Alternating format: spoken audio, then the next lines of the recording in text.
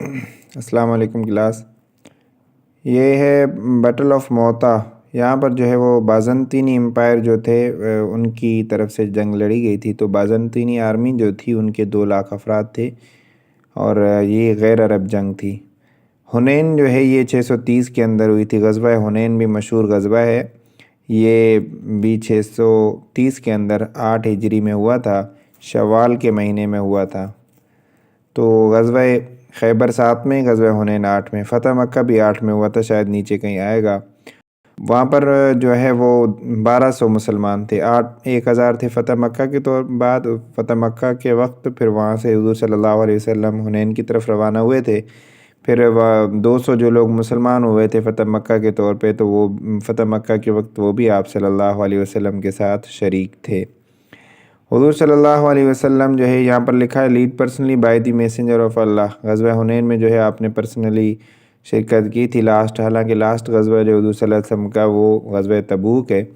ہو سکتا ہے یہاں پر آپ خود جو ہے وہ کمانڈنگ کی ہو، وہاں پر آپ نے صرف شرکت کی ہو۔ اس کے بعد ہے غزوہ طائف۔ طائف بھی 8 ہجری میں ہوا تھا، شوال میں۔ طائف کے لوگوں کی سرکشیاں بڑھ گئی تھی، تو اسی لیے آپ صلی اللہ علیہ وسلم نے حنین کے بعد طائف کا سفر کیا تھا اور وہاں پر لوگوں کے ساتھ غزوہ ہوا تھا۔ طائف میں بھی 1200 مسلمان تھے، چونکہ حنین کے بعد طائف ہوا تھا۔ تبوک جو ہے یہ لاسٹ غزوہ ہے، حضور صلی اللہ علیہ وسلم کا لاسٹ غزوہ تبوک ہے۔ یہاں پر انہوں نے صلح حدیبیہ کو بتایا کہ treaty of Hudaibiya is also known as صلح حدیبیہ۔ صلح حدیبیہ 6 ہجری میں ہوا تھا۔ صلح حدیبیہ کا تھوڑا سا تعارف میں نے آپ کو کل ہی بتایا تھا کہ صلح حدیبیہ جو ہے وہ 6 ہجری میں حضور صلی اللہ علیہ وسلم عمرے کی نیت سے روانہ ہوئے تھے۔ جب حدیبیہ کے مقام پر پہنچے تو کافروں نے آپ کو روک دیا کہ آپ عمرہ نہیں کر سکتے۔ آپ نے بات چیت کے لیے حضرت عثمان رضی اللہ تعالیٰ عنہ کو بھیجا تھا کہ آپ جا کر بات چیت کریں، تو وہاں سے یہ افواہ پھیلی تھی کہ عثمان رضی اللہ تعالیٰ عنہ کو قتل کر دیے گیا، نعوذ باللہ۔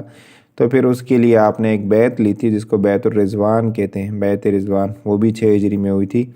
تو اس کے بعد وہاں پر جب باتیں ہوئی تو حضور صلی اللہ علیہ وسلم کی طرف سے جو صلح حدیبیہ کی شرائط تھی وہ حضرت علی رضی اللہ تعالیٰ عنہ نے لکھی تھی، رائٹر وہ تھے۔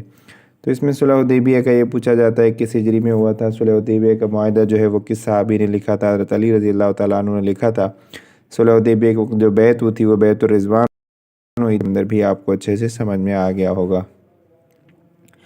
اس کے بعد حضرت علی رضی اللہ تعالیٰ عنہ روٹ دی ٹریٹی آف حدیبیہ، میں نے آپ کو بتا دیا۔ صلح حدیبیہ کو فتح مبین بھی کہا جاتا ہے سورۃ الفتح کے اندر۔ اس کی وجہ یہ تھی کہ حضور صلی اللہ علیہ وسلم نے کہا کہ صلح حدیبیہ جو ہے وہ ہمارے مسلمانوں کے لیے ایک فتح کے طور پہ ثابت ہوگی۔ پھر ہوا یہی تھا کہ 2 سال تک حضور صلی اللہ علیہ وسلم کو امن مل گیا تھا۔ آپ نے سن 7 ہجری میں جو ہے وہ بہت سارے بادشاہوں کو خطوط لکھے تھے، خطوط کا سلسلہ روانہ کیا تھا، تو اس سے یہ ہوا تھا کہ بہت سارے لوگوں تک اسلام کی دعوت پہنچ گئی تھی۔ آپ پرامن ہو کر دوسرے لوگوں کو دعوت دیتے رہے۔ پھر 2 سال کے بعد جا کے ایک قبیلہ تھا، اس قبیلے نے جو ہے وہ صلح حدیبیہ کی مخالفت کی۔ اس کے بدلے آپ نے سن 8 ہجری میں جو ہے ان پر دوبارہ فتح مکہ کے وقت ان پر دوبارہ چڑھائی کی اور فتح مکہ جو ہے وہ فتح ہوا۔ اور حضور صلی اللہ علیہ وسلم نے اس دن کہا تھا کہ یہ وہی فتح ہے جس کا ہمیں فتح مبین کے طور پہ بتایا گیا تھا، یعنی یہ فتح مکہ کا پس منظر تھا جس کی بدولت مسلمانوں کو فتح مکہ نصیب ہوئی۔ تو فتح مکہ بھی 8 ہجری میں ہوا تھا۔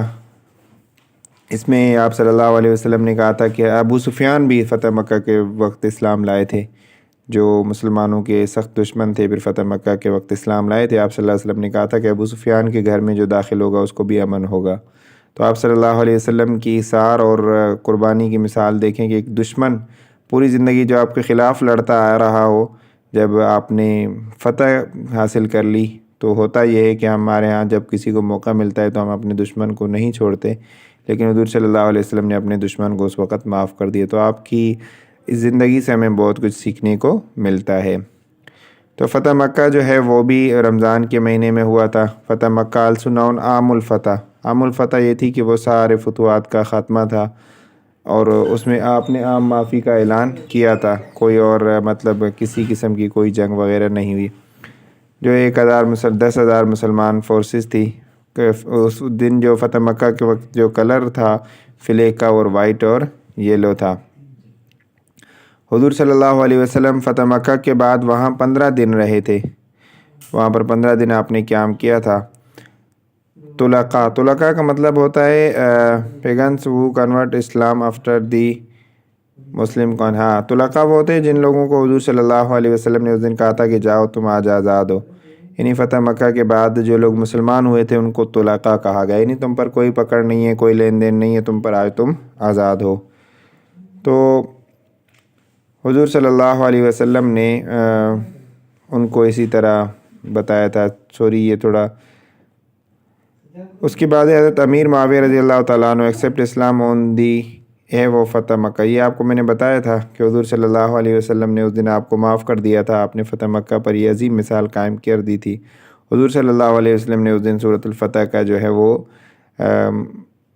تلاوت کی تھی، فتح مبین کا، جس میں بتایا گیا تھا. ہندہ جو تھی اس نے بھی فتح مکہ کے وقت اسلام قبول کیا تھا. اکرمہ بن ابو جہل جو بڑے بڑے دشمن تھے، ہندہ تھا، اکرمہ، اور سہیل بن عمر نے بھی فتح مکہ کے طور پہ اسلام قبول کیا تھا. حضرت عتبہ بن اسید واز میڈ دی والی آف مکہ. حضور صلی اللہ علیہ وسلم نے، یہ امپورٹنٹ کویشچن ہے کہ فتح مکہ کے بعد جب آپ وہاں پر والی کس کو کرایا تھا، تو عتبہ بن اسید کو آپ نے جو ہے وہاں پر والی مقرر کیا تھا. حضور صلی اللہ علیہ وسلم نے کوہ صفا پر ایک خطبہ دیا تھا جس کو خطبہ حجۃ الوداع کہا جاتا ہے. یہ آخری خطبہ لاسٹ سرمن کے نام سے مشہور ہے. تو یہ آپ نے فتح مکہ کے بعد دیا تھا. اس میں فتح مکہ میں یہ جو عتبہ بن اسید والا MCQز ہے، یہ بار بار مختلف ٹیسٹوں میں پوچھا جاتا ہے کہ آپ مکہ میں جب فتح مکہ کے بعد نہ ہوئے مدینہ کی طرف، تو آپ نے کس کو جو ہے وہاں پر والی مقرر کیا تھا. یہ تھوڑا سا ایک پیراگراف بنا ہوا ہے کہ حضور صلی اللہ علیہ وسلم نے جن غزوات جتنے بھی ہیں اس میں تھوڑا سی تعداد انہوں نے بتائی ہے، اور اس کے ساتھ ساتھ انہوں نے جو اپوزیشن میں جو لوگ تھے ان کا بھی بتایا، اور کمانڈر کون تھا اس وقت. یہ انہوں نے تھوڑا سا شیڈول بنایا، اس کو بھی ایک نظر دیکھ لیجئے گا. تعداد بہت کم ہی پوچھی جاتی ہے، چند غزوات کی پوچھی جاتی ہے. باقی ان کی ہجری پوچھی جاتی ہے، کس ہجری میں ہوا تھا، اور اسی طرح جو مین MCQز ہیں وہ پوچھے جاتے ہیں. تقریباً ہم نے اس میں سے کافی کر لیے ہیں.